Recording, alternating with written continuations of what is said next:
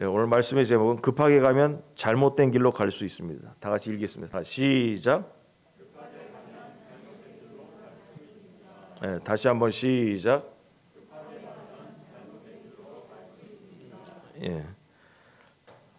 이제 거의 사사기 끝나가는데요. 21장이 마지막 장인데 지금 이제 합니다. 21장 1절에서 15절까지 보겠습니다. 교동합니다. 이스라엘 사람들이 미스바에서 맹세하여 이르기를 우리 중에 누구든지 딸을 베냐민 사람에게 아내로 주지 아니하리라 하였더라.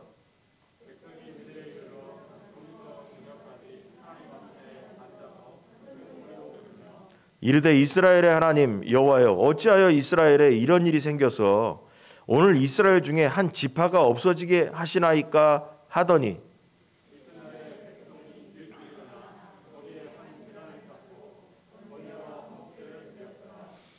이스라엘 자손이 이르되 이스라엘 온 지파 중에 총회와 함께하여 여호와 앞에 올라오지 아니한 자가 누구냐 하니 이는 그들이 크게 맹세하기를 미스바에 와서 여호와 앞에 이르지 아니하는 자는 반드시 죽일 것이라 하였음이라.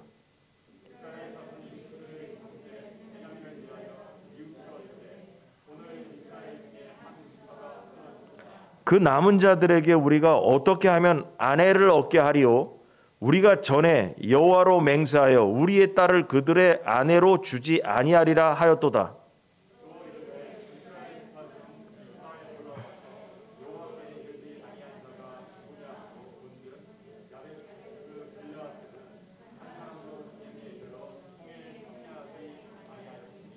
백성을 계수할 때 야베스 길르앗 주민이 하나도 거기 없음을 보았음이라.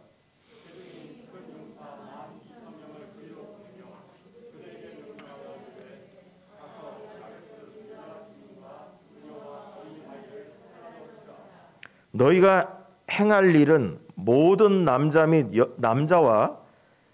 남자와 잔 여자를 진멸하여 바칠 것이니라 하였더라.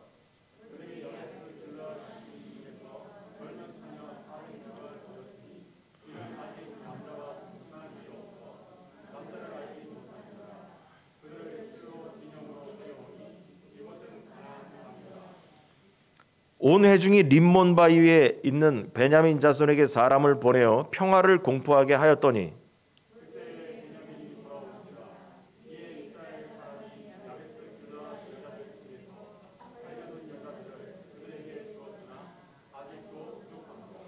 같이 합니다. 백성들이 베냐민을 위하여 뉘우쳤으니 이는 여호와께서 이스라엘 지파들 중에 한 지파가 빠지게 하셨음이었더라. 아멘.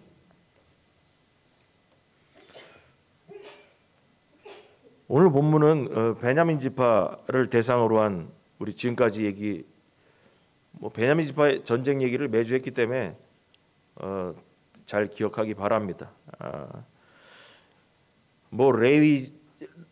레위 지파 사람 첩이 어떻게 해서 저기 강간당해 죽고 저래 전쟁이 일어났다 그런 얘기까지 했습니다.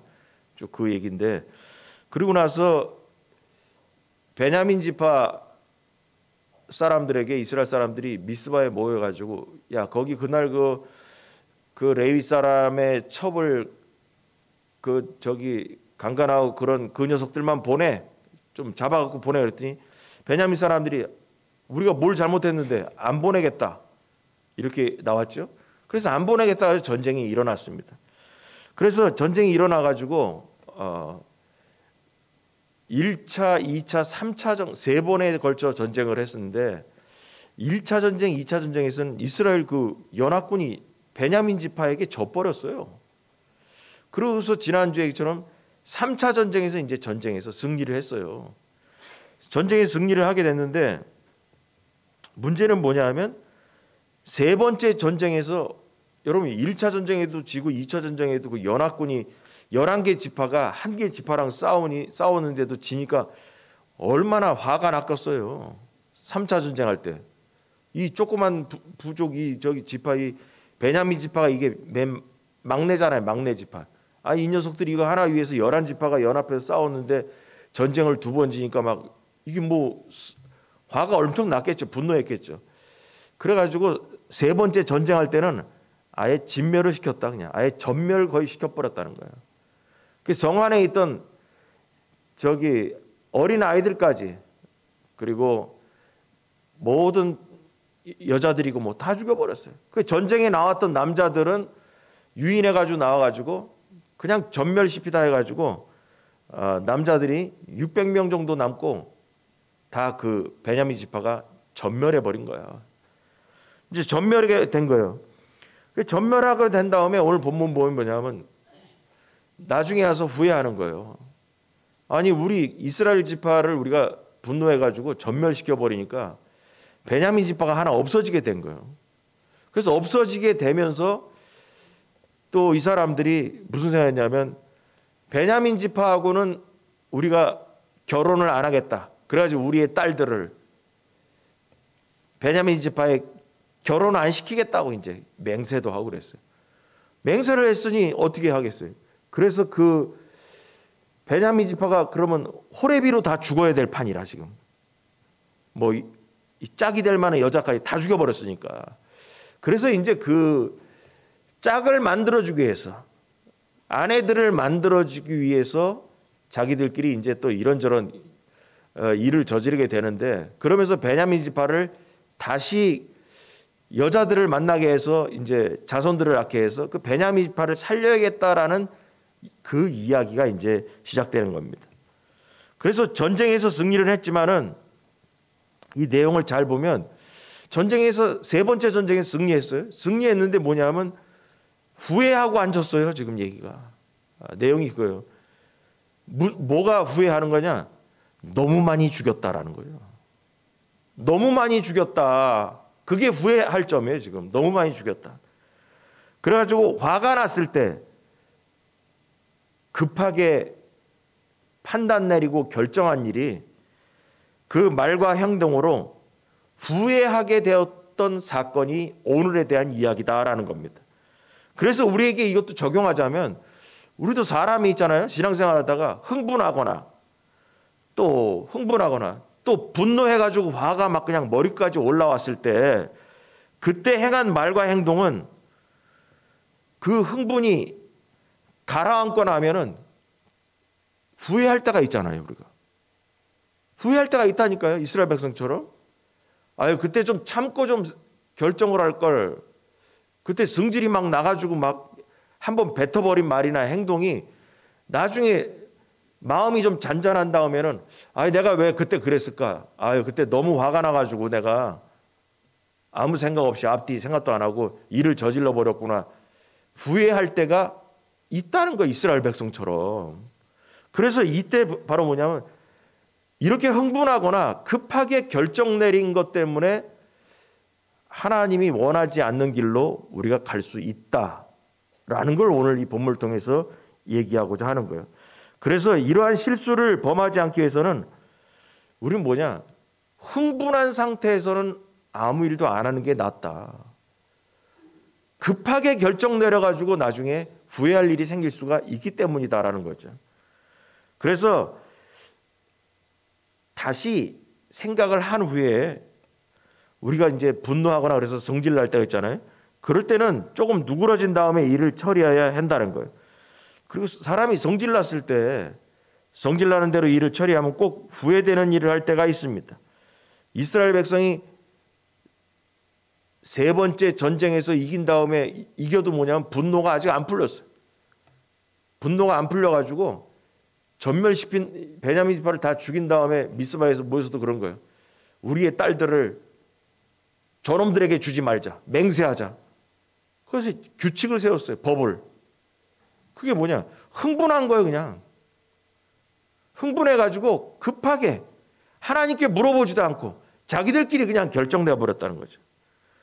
그래서 잘못된 맹세로 어려움을 겪은 성경의 이야기다. 그래서 이걸 보면서 잘못된 약속, 잘못된 맹세를 우리가 흥분한 상태로 급한 마음에 말로 뱉었을 때, 행동으로 했을 때는 이게 주워 담을 수가 없다라는 거죠. 자, 그럼 오늘 이걸 보면서 얘기 좀 해보겠습니다. 1번, 흥분하면 내 맘대로 말하고 행동합니다. 다 같이 시작. 다시 한번 시작. 야, 우리나라 사람들 얘기할 때 이런 게 있어. 난 승질나면 눈에 아무것도 안 보여. 그런 얘기 하는 사람도 있어요. 그게 뭐 멋있는 건가? 우리가 신앙생활하면서 느껴보세요. 저기 이스라엘 연합군 얘기가 그거예요. 우리 승질나면 눈에 아무것도 안 보여. 맹세도 우리 맘대로 해버려. 이 얘기나 똑같은 거예요. 그러니까 승질이 급하면 급한 사람, 또 승질나면 그냥 말을 막 내뱉는 사람, 은혜롭지가 않아. 결론은 그거예요. 은혜롭지가 않은 거예요. 그래서 여기 보면은 베냐민 지파의 전투에서 2번이나 패해서 많은 사상자를 낸 이스라엘 연합군이 흥분했습니다. 그래서 3차 전쟁에서 그냥 다 싹 쓸어 죽여버려라 그냥 그래버린 거죠. 흥분한 상태에 계속 이렇게 올라왔어요. 만약에 기부하의 불량배들을 내놓으라는 그 정당한 요구를 묵살하지 않고 저쪽이 그냥 끝냈으면 좋았을 텐데, 야, 그 불량배들만 내놔 했더니 싫어. 그 얘기 들으니까 이 막 흥분한 거예요. 그냥 막 흥분한 거예요. 계속 얘기가 흥분하게 된 거죠. 입장을 바꿔놓으면 그럴 수 있다라는 생각이 들죠. 이 이야기들을 보면. 아니, 베냐민 지파 12번째 저기 요셉 총리의 밑에 막내잖아요. 아니, 베냐민 지파 우리 막내 지파 저 녀석들이 저거 우리 11개의 형들 지파들이 연합군이 돼가지고 그 불량배 그 녀석들만 내놓으라 했더만 말을 안 듣고 저기들이, 그러니까 이게 분노가 그냥 확 올라왔어. 그래가지고 그 행위에 분노해가지고 참지 못하고 자기들끼리 이제 이런저런 큰 일을 저지르게 된 거예요. 그래서 이스라엘은 베냐민 지파를 전멸시켜버리고, 그 결과 베냐민 지파에서 도망간 그 림몬 바위산 쪽으로 도망갔다고 나오잖아요. 거기에 병사가 남자들 600명만 남고 다 죽여버렸어요. 그냥 애들이고 여자고 뭐 다 죽여버렸다는 거예요. 그럼에도 분이 풀리지 않은 이스라엘이 살아남은 베냐민 지파 남자들에게 딸들을 결혼시키지 않겠다라고 맹세를 해버렸습니다. 아마 이 사람들이 전쟁 다음에 화가 나가지고 서로 맹세를 한 듯합니다. 이 말은 뭐냐면 베냐민 지파는 결혼을 안 시키겠다는 얘기가 뭐냐면 상종을 안 하겠다라는 거예요. 그냥 저 이스라엘 백성으로 인정도 안 하겠다는 거예요. 상종을 하지 말아야겠다라고 생각했던 거죠. 그래서 결혼을 안 시키겠다는 얘기는 뭐겠어요? 씨를 말려 죽이겠다는 얘기죠. 아니, 저기 아내를 만나지 못하게 만들어 버리니까 애를 못 낳으면은 그걸 뭐예요? 베냐민 지파를 그냥 씨를 말려서 없애버리겠다는 얘기죠. 그러나 시간이 지나고 흥분이 가라앉고 나니까 이스라엘 백성들은 자기들이 한 일을 후회하기 시작한 거예요. 가만히 생각하니까 베냐민 지파도 하나님의 백성이잖아요. 아니, 근데 저것들을 진멸을 시켜버렸지? 거기다가 또 자기들끼리 연합군이 모여가지고 우리의 딸들을 보내지 않겠다고 맹세까지 해버렸지? 그럼 결국 뭐냐? 저 림몬산인가 그쪽으로 도망간 그 바위산에 있는 그 600명이 아내를 못 만나면 그 병사들이, 그럼 호레비를 죽게 되고 그 베냐민 지파가 없어지는 거예요. 자손이 나오지 않으니까. 그래서 하나님의 이 언약 백성인 이스라엘에서 한 지파가 사라진다는 것은 그들의 입장에서 은혜로운 것도 아니고, 가나안 백성들의 그 대적들의 입장에서도 보면은 걔네들이 좋아할 일이지 이스라엘이 좋아할 일은 아니죠. 그래서 하나님이 베냐민 지파의 잘못에 대해서 결과적으로 심판을 하셨지만 베냐민 지파를 완전히 없애는 것은 하나님의 뜻이 아니다라는 거죠. 그래서 이스라엘 백성이 후회하기 시작한 거예요. 그래서 이스라엘의 분노 중에 잘못 판단해가지고 일어난 사고가 오늘 본문에 대한 이야기예요. 이는 마치 우리가 사사기 보면서 잘못 맹세해가지고 인생 망한 사람이 하나 있어요. 입다라는 사사가 있었어요. 입다가. 하나님 이번에 전쟁에서 승리하고 돌아오면 나를 제일 먼저 환영해 주는 사람을 내가 하나님께 번제물로 바치겠나이다. 그게 뭐예요? 그 흥분해서 그런 거예요. 그 전쟁에서 이거 돌아왔더니 누구예요? 아니, 딸내미 혼자 있는데 딸내미가 나와가지고 아버지 전쟁에 승리해 왔다고 환영하고 맨 먼저 나왔잖아요. 그 아버지가 전쟁에 승리해서 기뻤지만 기쁘긴 뭘 기뻐. 딸내미가 먼저 나와가지고 환영할 판인데 그 딸내미가 결국 죽었어요. 왜냐? 언약을 했기 때문에. 맹세를 했기 때문에. 여러분 이 얘기를 점점 이제 설교 끝날 때까지 들어가면서 거기까지 가면서 생각해야 돼요. 나는 인생 살아오면서 내가 급한 마음에 아쉬운 마음에 함부로 약속을 하고 맹세한 적이 없었던가? 그래서 그 약속을 지키지 않았던 사건이 없었던가? 하나님 요번에 이 일만 잘 끝나게 해주시면 내가 어쩌고 저쩌고 하겠나이다. 그런 적 있다니까요. 있다니까요. 여러분 이스라엘 백성들은 왜 이런 맹세한 다음에 그때는 저기 승질 나가지고 내가 한 번 한 거야. 없던 걸로 해. 여러분 그러지 않고 이들은 그 맹세 언약을 꼭 지켰을까요? 하나님은 언약의 하나님이기 때문에 그런 거예요.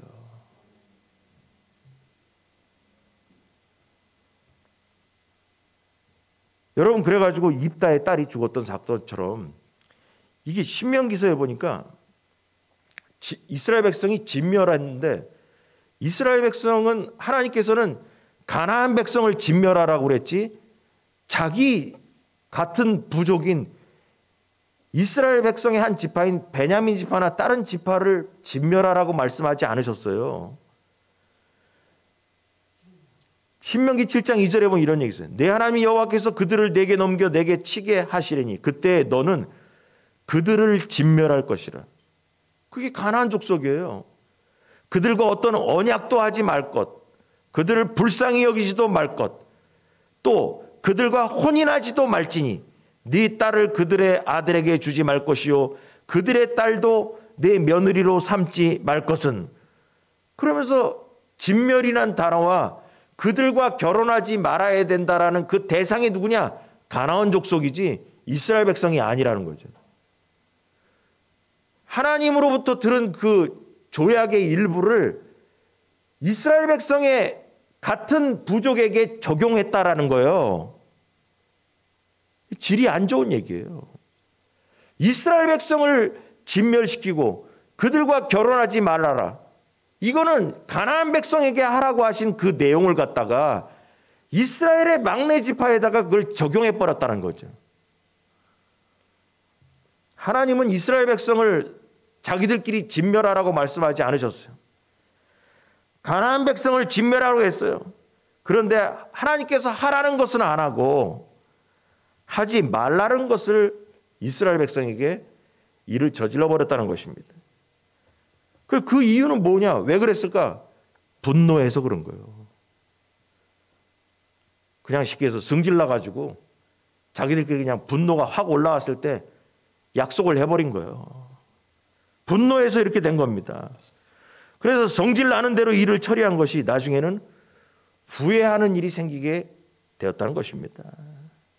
만약에 이스라엘 백성들이 율법의 가르침에 충실하려 노력했다면 기브아에서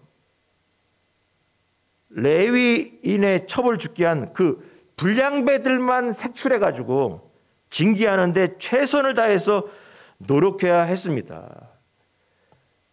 야, 그 불량배들만 데리고 와 했더니 베냐민 지파가 싫다고 그랬어요. 그럼 싫다고 했으면 그걸로 끝나지 말고 아니야. 만약에 싫다고 그러면 우리와 너희가 전쟁할 수밖에 없으니까 그런 큰일로 가지 말게 그 불량배 그 녀석들만 데리고 와. 끝까지 설득을 하고 해가지고 그 녀석들만 징계하는 걸로 끝내는 게 은혜스러운 일이죠. 근데 뭐냐? 싫어하니까 그래? 그럼 전쟁하면 붙어. 이래버려가지고 그냥 끝내버린 거예요.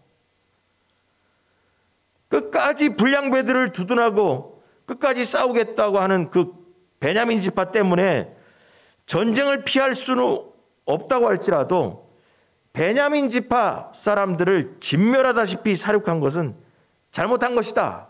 그래서 뭐냐? 후회했다라는 겁니다. 이 사람들이 후회한 것을 보니까 결론은 뭐냐? 이스라엘 지파가 잘못했구나. 그게 결론이죠. 후회할 짓을 왜 했어? 그러니까 잘못된 거죠.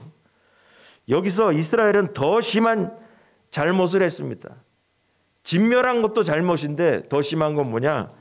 베냐민 사람들과 결혼하지 않고 이 전쟁에 두 번째 나온 얘기가 뭐냐? 이 전쟁에 참여하지 않은 사람들을 죽이겠다고 또 맹세를 하게 됩니다. 자, 잘못된 맹세가 첫 번째가 뭐냐? 우리의 딸들을 저들에게 주지 말자. 그게 첫 번째. 그러고 나서 두 번째 뭐냐?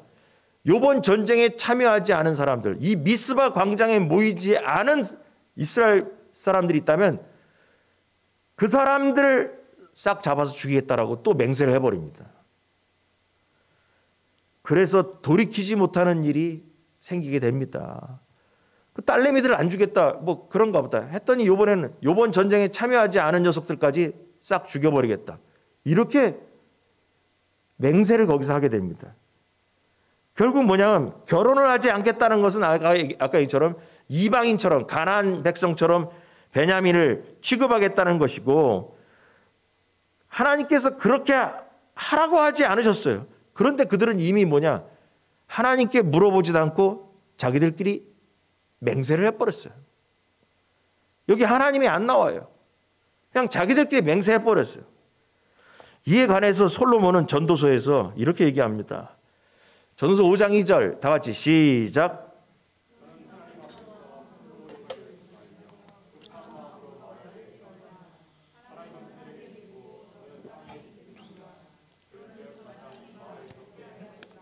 아멘.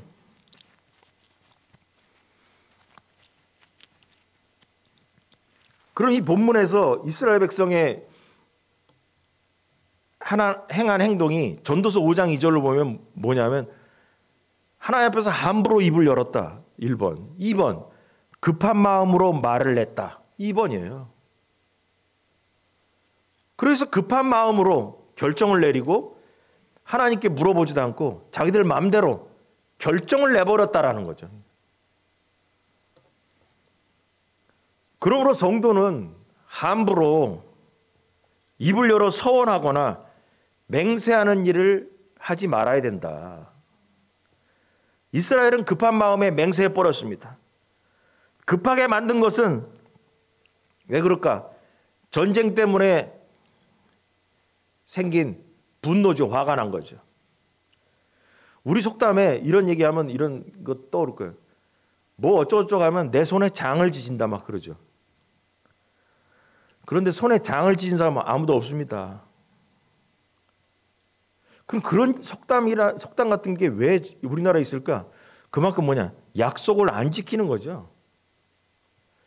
어쩌고저쩌고 하면 내가 손에 장을 지진다. 내가 손에 장을 지진다. 그 얘기했던 바가 이루어지지 않거나 어쩌고 그러면 장 지진다. 그렇다고 해서 장 지진 사람이 어디 있어? 원래 그런 속담은 우리나라 같은데 없어야 돼. 은혜가 안 되는 얘기다라는 거죠. 그만큼 약속을 우습게 여긴다는 말도 했고 약속을 함부로 내뱉는다는 말도 됩니다. 여러분, 하나님은 언약의 하나님입니다. 믿습니까, 여러분? 하나님은 약속의 하나님이에요. 그래서 여러분, 구약, 신약, 약이 약속의 뜻이에요. 구약, 옛날 약속, 신약, 새로운 약속. 또 신학적으로는 뭐 약속이란 단어 안 쓰고 우리가 일상생활에 약속을 쓰지만 신학적인 용어는 뭐냐? 계약으로 얘기해요. 구약, 계약. 이게 뭐냐? 성경은 약속의 책이라는 거예요. 약속의 책이다. 그래서 이게 별것도 아닌 것 같은데 성경에는 왜 이렇게 약속을 자꾸 이렇게 강조를 하냐? 왜냐? 하나님은 약속의 하나님이기 때문에 그런 거예요. 우리는 약속했다가도 아예 없던 걸로 해. 여러분, 하나님은 그런 분이 아니라니까. 약속하면 그 약속을 세상이 쪼개져도 지켜야 되는 게 하나님이시라는 거예요. 여러분, 그래서 하나님은 가만히 보니까 특징이 뭔지 아세요? 약속을 하시고 일을 하십니다. 약속을 먼저 하시고 일을 하신다니까요. 그러므로 우리는 하나님의 약속을 믿고 신앙생활을 하는 거예요. 믿음이 그래서 튀어나온 거예요. 하나님의 약속을 믿는 게 믿음인 거라니까요. 우리에게 하나님은 예수님 만나서 죄를 해결하면 하나님의 자녀가 된다는 약속을 주셨어요. 믿습니까, 여러분? 그래서 언약의 하나님이라니까요. 그리고 지금 우리가 이 세상에서 예수님이 오신다, 2000년 전에 왔다 가셨어요. 근데도 신앙생활 지금도 하는 이유가 뭔지 아세요? 바로 뭐냐면 그때 오셨던 예수님이 이 땅을 심판하러 다시 온다라는 약속을 믿고 신앙생활하는 거예요. 그래서 이 성경에서 약속을 홀랑 다 빼버리면 남는 게 없어. 예수님이 다시 심판하러 오신다라는 약속이 없다면 우리가 여기 교회에 나와 앉아있을 이유가 뭐가 있어요? 약속, 언약이기 때문에 그걸 믿고 사는 거죠. 그렇기 때문에 지금까지 얘기한 언약의 하나님께서 성경에 나온 이 맹세라는 것이 인간들끼리는 뭐냐, 아예 그냥 저번에 그때 성질나서 그냥 한 얘기야, 그냥 없던 걸로 해. 하나님은 뭐냐면 아니야. 하나님은 안 통한다는 거예요. 하나님은 우리에게 뭐냐, 맹세하고 약속한 거 기억하고 있다라는 거예요. 왜냐, 하나님 스스로가 약속의 하나님이기 때문에. 여러분, 이것이 바로 신앙이고 믿음인 거예요.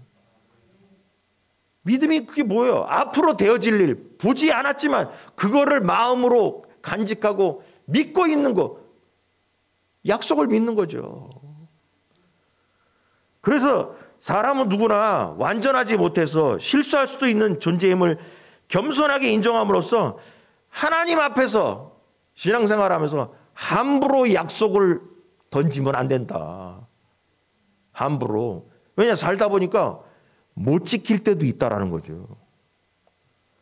못 지킬 때도 있잖아. 아, 그땐 내가 좀 실수했어. 그런 얘기 하지 마라. 그런 얘기 하지 마라는 거예요. 그런데 여기서 이 본문을 읽다 보면, 야, 이스라엘 이 녀석들 보니까 진짜 되게 바보라는 생각을 하게 된 게 있어요. 뭐냐 하면, 읽어봐도 진짜 이것들 바보구나 생각할 수밖에 없는 게, 이게 잘 보세요. 21장 4절과 5절 보면 이튿날에 백성이 일찍 일어나. 그러니까 1절부터 3절 내용은 뭐였냐면 베냐민 지파 자녀들하고 우리 딸들하고 결혼 못 시켜. 거의 맹세해버렸어요. 아니, 그러고 나서 가만히 하니까 베냐민 지파가 이제 호레비로 다 죽게 됐겠구나. 아이고, 그러면서 막 울면서 어쩌고저쩌고 해요. 근데 4절에 보니까 그러고 나서 곧 이어서 이튿날에 백성이 일찍이 일어나 거기에 한 제단을 쌓고 번제와 화목제를 드렸다. 아니, 저번 날 그 3차 전쟁 나가기 전에, 지난주 설교에 3차 전쟁 나가기 전에 화목제를 드리고 번제와 화목제를 드리고 나갔다 그랬잖아요. 그래서 승리하고 왔어. 승리하고 온 다음에 이 사람들이 우리 딸들을 안 주겠다, 맹세하자. 그래, 좋다 했어. 그러고 나서 생각하니까 베냐민 지파 이제 호레비로 다 죽는구나, 큰일 났다 하고 나서 저녁 늦게까지 울면서 이렇게 됐구나 하면서 막 후회하고 있어요. 그러다가 그 다음날 아침에 일찍 일어나서 거기 제단을 쌓고 번제와 화목제를 하나님께 제사를 드렸다. 그리고 나서 또 엉뚱한 짓을 해요. 이스라엘 자손이 이르되 이스라엘 온 지파 중에 총회와 함께하여 여호와 앞에 올라오지 아니한 자가 누구냐 하니 이는 그들이 크게 맹세하기를 미스바에 와서 여호와 앞에 이르지 아니한 자는 반드시 죽일 것이라. 또 맹세를 해버렸어요. 이번에는 전쟁에 안 나온 사람들, 미스바의 광장에 안 올라온 사람들, 그 성 사람들은 찾아가지고 다 죽여버리겠다. 여러분, 그 전에 예배를 드렸잖아요. 그 앞에 제사를 드렸잖아요. 하나님 앞에 화목제를 드렸잖아요. 화목제를 드렸단 말이에요. 아니, 1절에서는 결혼 안 시키겠다고 맹세하고, 그리고 베냐민 지파 없어지겠다고 생각하고 저녁까지 울고 있었고, 그 다음날 아침에 번제와 화목제를 하나님께 드렸어요. 결론 뭐냐? 이들은 진심으로 회개한 것이 아니다. 아니다라는 거예요. 하나님의 관심을 이끌려고 울고불고한 것도 뭐냐? 불쌍한 척 한 거다. 이게 제 말이 아니라 제가 이렇게 설교 준비하면서 쭉 여러 책들을 보니까 어떤 성경 주석학자가 이렇게 썼어요. 이들은 예배, 제사를 드린 다음에 또 잘못된 맹세를 하는 걸로 봐서 그럼 예배를 뭐하러 드렸겠냐? 하나님의 관심을 이끌려고. 그 한 줄 딱 써놨더만요. 그러니까 예배라는 구색은 맞췄어. 제사라는 구색은 맞췄는데 이들의 마음속에는 하나님이 없다라는 거죠. 왜냐하면 번제와 화목제를 드린 후에 하나님께 물어보지도 않고 또 잘못된 맹세라는 거예요. 그냥 하나님 이 일을 어떻게 해야 됩니까? 라고 의논했어야죠. 근데 의논 필요 없어요. 그냥 이번 전쟁에 참여 안 한 족속, 아니 베냐민 지파도 지금 진멸해가지고 다 지금 문을 닫게 됐는데 이번 전쟁에 안 나온 지파 그거 찾아가지고 그거 싹 쓸어서 그냥 진멸해버리자. 또 해버렸어. 그 후회는 왜 했어 그러면? 후회는 왜 했냐고. 그러고 나서 또 잘못된 진멸시킨다라는 또 맹세를 또 하게 됩니다. 이게 뭔 소리입니까? 원래 번제는 하나님께 헌신을 맹세하는 의미로 드리는 게 번제고, 화목제는 하나님 앞에서 하나님과 내가 화목하고 형제와 형제가 화목하게 되는 게 화목제, 화목하게 지내는 제사예요. 화목하게. 근데 화목하는 제사를 드려놓고선 그 제사 가운데 요번에 전쟁 참여 안 하거나 좀 삐딱한 애들은 찾아가지고 거길 진멸시키겠다 그랬어요. 화목제의 의미가 없다라는 거죠, 이게. 그래서 이 사람들은 제사 지내면서 형제들을 죽이겠다고 맹세했습니다. 결국 이들은 제사는 온전한 제사가 아니라 전쟁 후에 흥분된 상태에서 급한 마음에 제사를 드리면서 잘못된 판단으로 맹세를 또 하게 되었다는 것입니다. 제사를 우리가 이렇게 들어보면 이런 생각이 들죠. 아, 전쟁이 이긴 다음에 애들이 제사를 드린 거 보니까 잘했다. 전쟁 나가기 전에도 화목제와 번제를 드렸으니 갔다 와서도 화목제와 번제를 드렸으니 얼마나 잘한 일이냐. 그렇게 적용할 수 있겠지만 이 말을 쉽게 풀어서 적용하자면, 쉽게 풀어서 적용하는 거요, 우리에게 신앙적인 열정이 아무리 강해서, 신앙적인 열정, 교회에서 무슨 일을 하든지 앞서려고 하고 뭐 어쩌고 하는 열정이 아무리 강하다 해도 그 마음에 하나님의 말씀이 근거하지 않으면 이처럼 신앙은 위험하다라는 겁니다. 열정이 중요하냐, 그 마음에 하나님의 말씀이 들어가 있느냐가 중요하냐, 그 마음에 하나님의 말씀이 들어가는 게 중요한 겁니다. 이스라엘 백성이 제사를 드리고 화목제를 드리는 신앙의 열정은 있어도 좋다. 그래, 좋다. 좋다. 근데 뭐냐? 마음속에 하나님의 말씀이 없더라는 거죠. 그러니까 교회 와서 예배를 드려, 헌금도 드려, 기도도 하고 포문 다 잡아. 그걸 뭐라고 그래요? 종교행위라고 그래요. 종교행위. 그냥 종교행위일 뿐이지 그 마음속에 하나님의 말씀은 없다라는 거죠. 그게 우리의 적용점이에요. 신앙적으로 열정은 있어서 뭔가 뭐 헌신을 하려고 하고 뭐 일을 하려고 뭐 어쩌고 그러지만은 그 모든 것들이 뭐냐? 그 마음에 하나님의 말씀이 들어가야 된다는 거죠. 여러분, 저기 그 생각이 납니다. 예수님께서 마르다 마리아 집에 갔습니다. 그랬더니 예수님이 오셨다고, 제대로 왔다고 밥상 차리잖아요. 대접하려고. 마르다가 혼자 부엌에서 일하고 어쩌는데 마리아는 예수님 발밑에서 말씀 듣고 앉았어. 그래서 마르다가 뿔따고 났잖아요. 그 예수님을 대접하는 것도 중요해. 그게 바로 뭐냐? 열정이에요. 예수님을 잘 대접해야지. 열정이에요, 열정. 그래가지고 와가지고 예수님 저기 마리아도 가서 저기 여기 있지 말고 나랑 같이 일하게 얘기를 해주세요 했더니, 야, 그것도 중요하지만 내 앞에서 말씀을 듣는 것이 더 중요하다 그러죠. 여러분, 이거예요. 신앙적 열정, 헌신 중요하다. 그러나 뭐냐? 그 안에 하나님의 말씀이 들어가야 된다는 거죠. 이스라엘 백성들은 제사와 화목제를 드렸지만 그 안에 하나님의 율법이 들어가지 않았다는 거예요. 그들 안에 하나님의 말씀이 없었다라는 것을 오늘 말씀을 보면 쭉 알 수 있어요. 그래서 우리에게 결론적으로 적용한 뭐냐면 내 안에 하나님의 말씀이 지배하지 않으면 열정적으로 이스라엘처럼 예배를 드리고 있다고 할지라도 그 행위는 종교 행위에 지나지 않는다라는 것입니다. 열정적으로 신앙생활하는 것 중요합니다. 그러나 그것이 최우선은 아니라는 거예요. 언제라도 이스라엘 사람들처럼 어리석은 선택을 할 수 있다는 것입니다. 그래서 우리 안에 하나님의 말씀이 우선적으로 들어가서 말씀 때문에 순종하기 위해서 헌신하는 열정적인 사람으로 바뀌는 것이 순서라는 거예요. 여러분, 이스라엘은 제사는 드렸습니다. 그런데 제사를 드리면서 잘못된 맹세를 했습니다.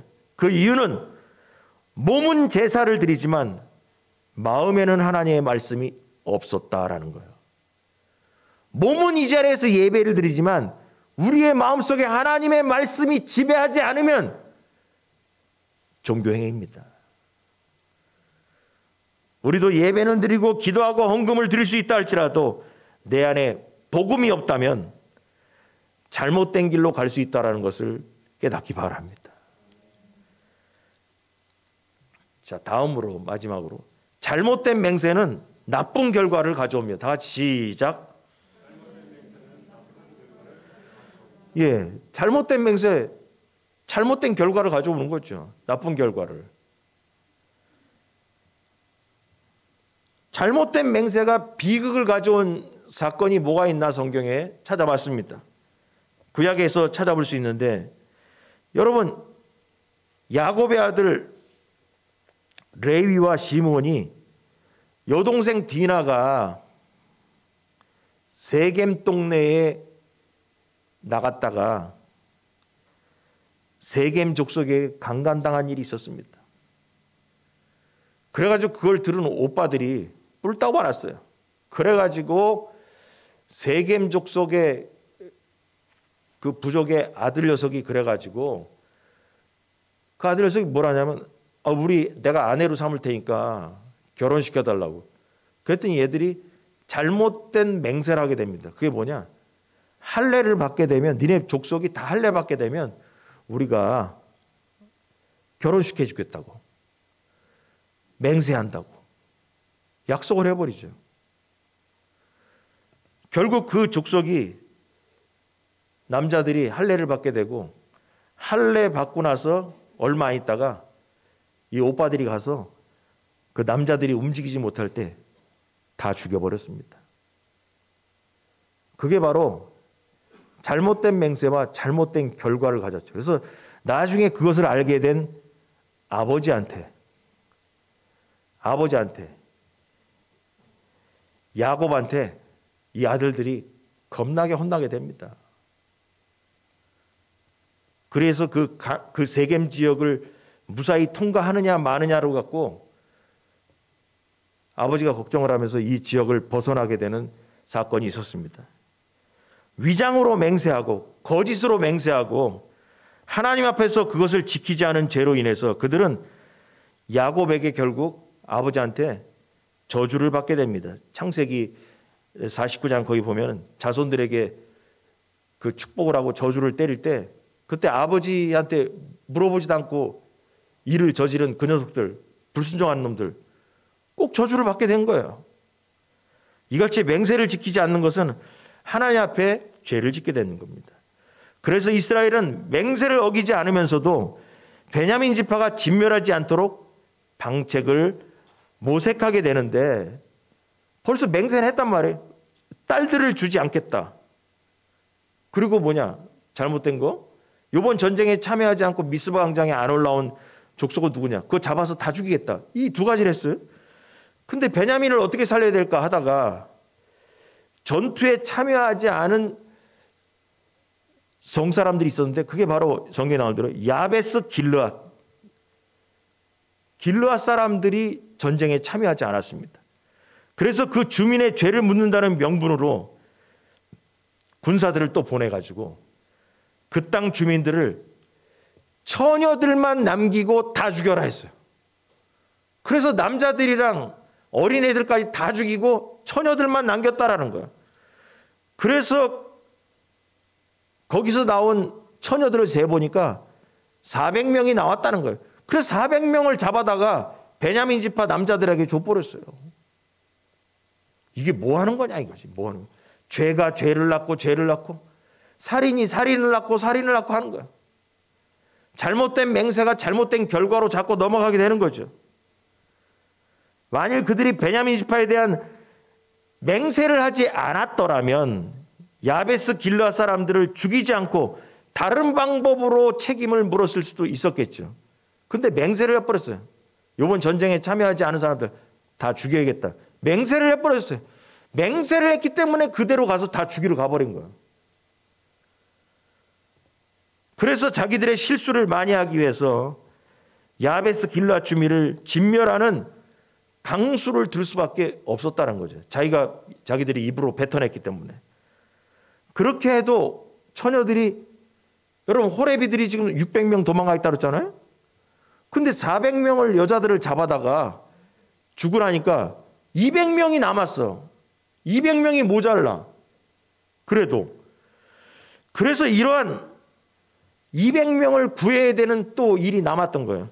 이러한 역사는 잘못된 맹세로 인해서 벌어진 일을 수습하기 위해서 얼마나 많은 잘못된 일을 반복해야 되는 일을 보여준 겁니다. 다음 주 설교 부분에서는 200명의 처녀를 또 구하러 갑니다. 이스라엘 백성들이. 근데 또 잘못된 죄를 짓게 됩니다. 바로 뭐냐면, 답을 미리 얘기하자면 400명의 처녀들을 길르앗 야베스에서 잡아다가 줬는데 200명의 총각이 남아있으니까 200명의 처녀들을 또 어떻게 하냐, 납치를 해다가 결혼시키게 합니다. 이게 그냥, 그래서 결과를 보니까 레위 사람 그 첩사건으로 인해 가지고 이스라엘이 완전 쑥대밭이 다 돼버린 거예요. 그냥. 아니 생각해 보세요. 아니 자기 집 딸내미가 있는데 200명이나 되는 그 딸내미들의 부모들 입장에서는 딸내미들이 납치돼 가지고 저 베냐민 집합 가가지고 강제 결혼한다 그러면 어떤 부모가 좋아서 잘했다고 할 부모가 어디 있겠습니까? 여러분 생각해 보세요.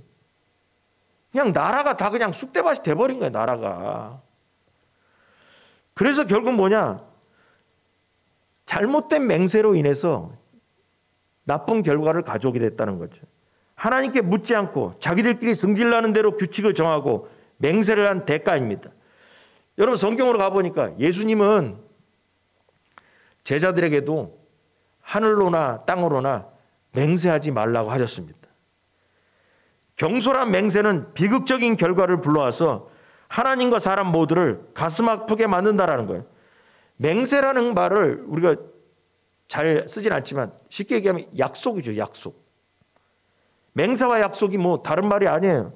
맹세는 약속보다 좀 더 강한 약속이죠. 절대로 꼭 지킨다라는 거, 그 맹세의 의미죠. 이게 마태복음 5장 33절부터 37절 보면 또 옛사람에게 말한 바 헛 맹세를 하지 말고 내 맹세한 것을 주께 지키라 하였다는 것을 너희가 들었으나 나는 너희에게 이르노니 도무지 맹세하지 말지니 하늘로도 하지 말라 이는 하나님의 보좌이며 땅으로도 하지 말라 이는 하나님의 발등상이며 예루살렘으로도 하지 말라 이는 큰 임금의 성이며 내 머리로도 하지 말라 이는 내가 한터록도 희고 검게 할 수 없음이라. 네가 한터록도 희고 검게 할 수 없다. 너가 할 수 없다. 오직 너희 말은 옳다 옳다 아니라 아니라 하라. 이에서 지나는 것은 악으로부터 나느니라. 이게 뭔 소리인가. 쉽게 해서 이런 거예요, 여러분. 왜 이런 말을 하지 말라는 것은 세상 살다 보면 내 맘대로 세상이 안 굴러간다는 얘기예요. 맞죠, 여러분? 내 맘대로 내가 생각했던 대로 세상이 다 굴러가면 약속을 지킬 수도 있죠. 근데 세상이 내가 생각한 대로만으로는 세상이 굴러가지가 않아.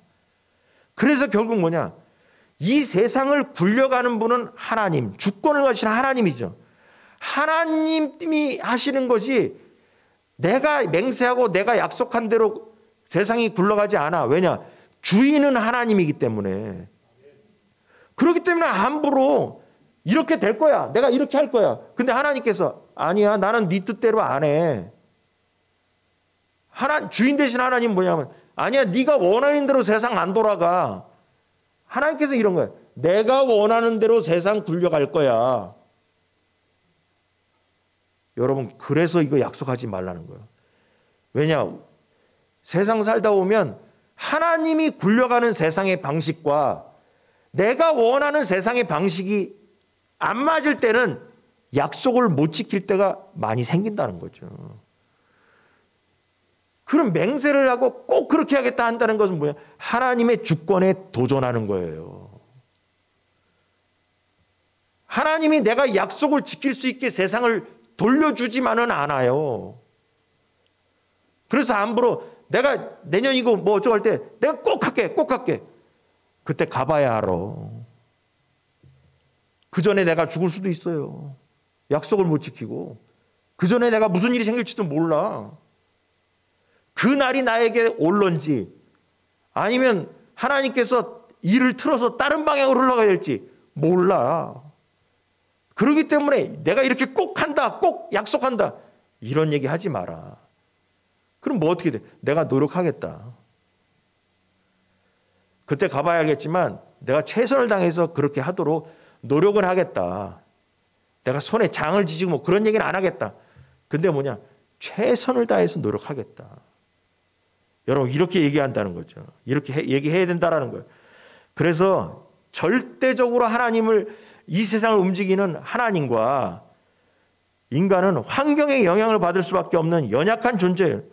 그래서 살다 보면 약속을 못 지킬 때도 있다라는 거죠. 그렇기 때문에 절대적으로 지킨다는 말을 약속을 하지 마라. 세상이 내 맘대로 가지 않기 때문이다라는 거죠. 오래전에 이제 설교 정리하면서 여러분에게 크게 적용점이 뭐냐면 오래전에 이런 설교 한 적이 있어요. 뭐냐면 우리가 이 부분을 적용하다 보면 처음에 얘기한 것처럼 하나님께 약속을 하고 안 지킨 것은 없는가 기억해 보기 바랍니다.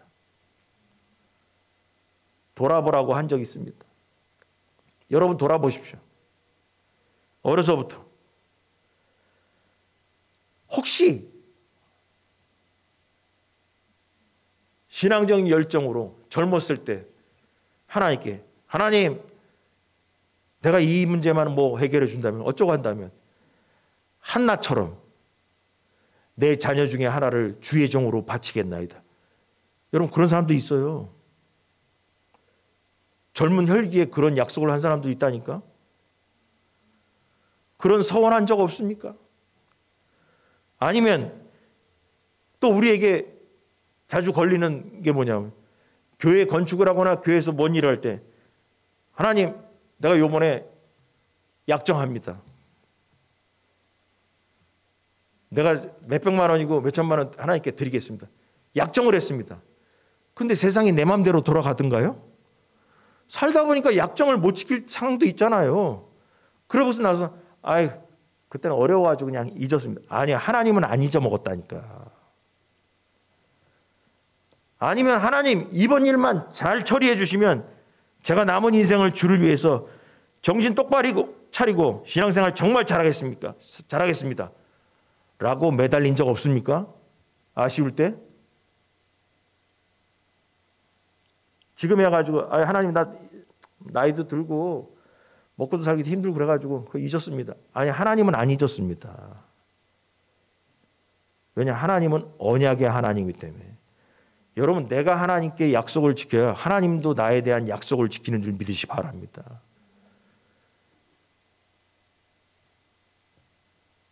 혹시 사람들에게도 약속하고 철저하게 맹세한 적이 살아오면서 있는데 모른 척 한 적은 없습니까? 혹시 계약서 같은 것도 써놓은 다음에 뭉개버리고 모른 척 한 적은 없습니까? 여러분은 잊었다 할지라도 하나님은 잊지 않으십니다.